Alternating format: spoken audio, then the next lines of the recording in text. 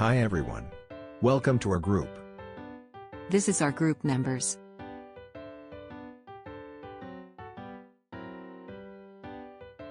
Today, we want to share about macroeconomics. What is macroeconomic? Let me tell you. Macroeconomics is the study of the economy at the national or aggregate level, focusing on broad economic factors rather than individual markets or households. It examines key variables such as total national income, expenditure, investment, and overall price levels. Macroeconomics also addresses important issues such as inflation, economic growth, and the distribution of income. It also looks at the causes and effects of recessions, as well as the role of international trade and exchange rates in a country's economic performance.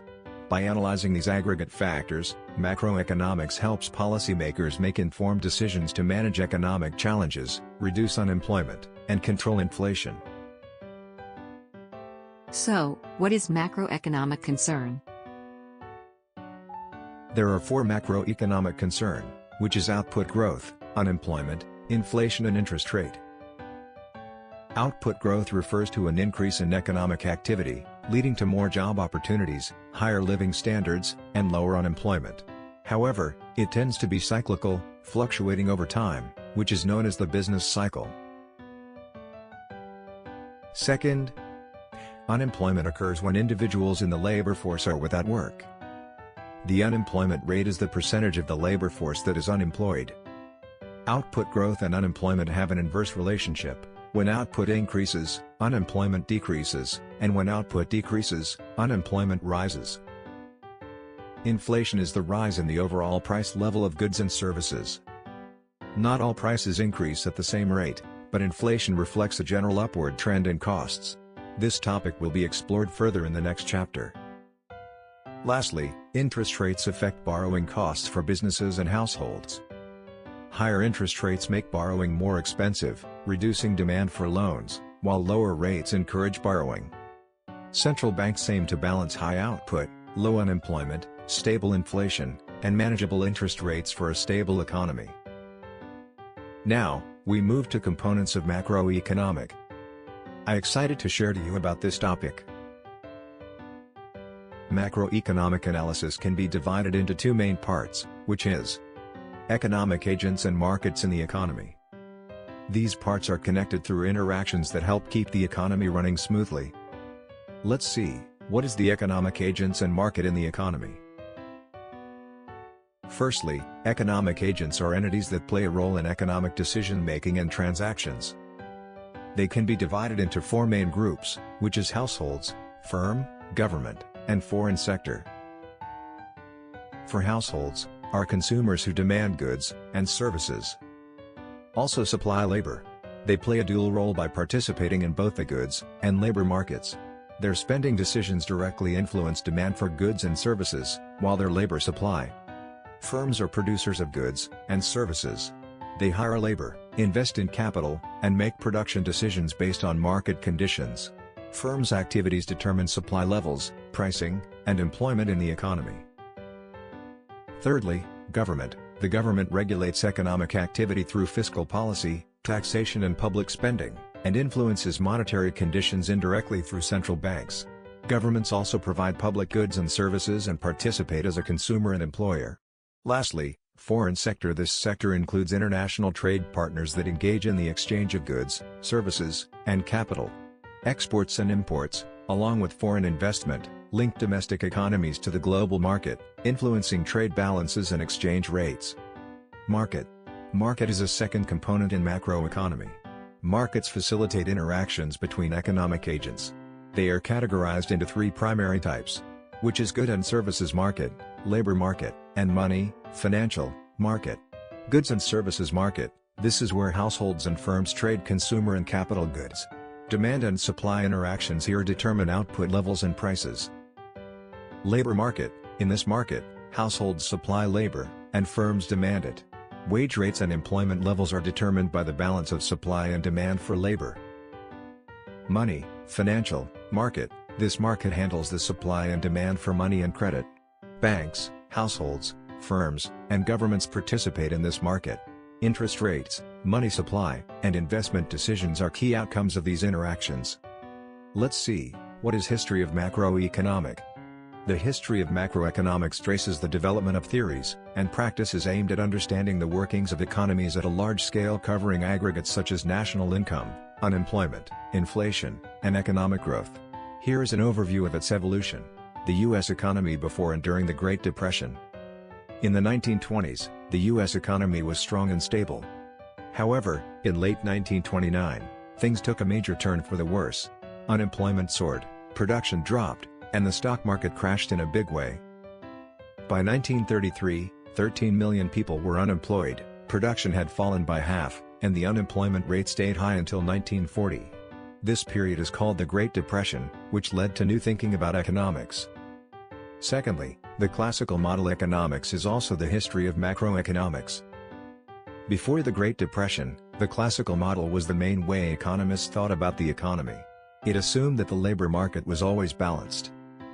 When the economy slowed down, fewer jobs were needed, wages would drop, and this would fix the problem. The economy was thought to automatically correct itself, bringing things back to normal over time. Thirdly, limitations of the classical model during the Great Depression. The classical model didn't work during the Great Depression. Even though wages fell, unemployment stayed high for a long time. The idea that the economy would fix itself didn't happen.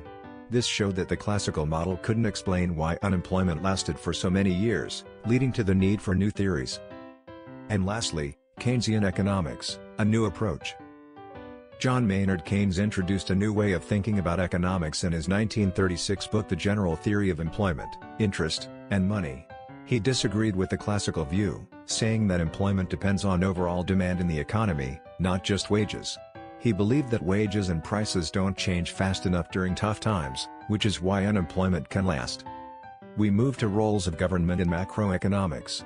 The government plays a multifunctions role in macroeconomics, which influences the majority economy through a range of policies, interventions, and regulations that can impact everything from inflation to unemployment, national income, and economic growth.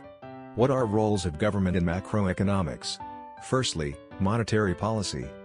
A set of tools that a nation's central bank has available to promote sustainable economic growth by controlling the overall supply of money that is available to the nation's banks, its consumers, and its businesses.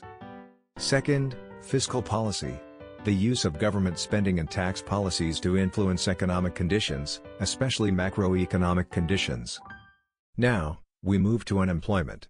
Before this, I already explained shortly about unemployment. Now I explain in more detail about this topic.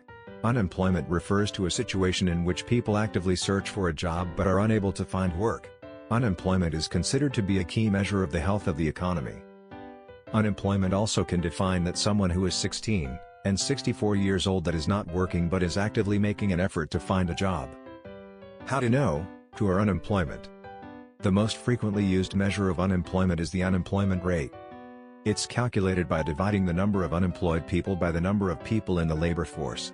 So, let's see how to calculate the unemployment rate. In country X, there are 22 million people involved in the labor force. However, only 21 million people are employed. Then the unemployment rate is 4.54%.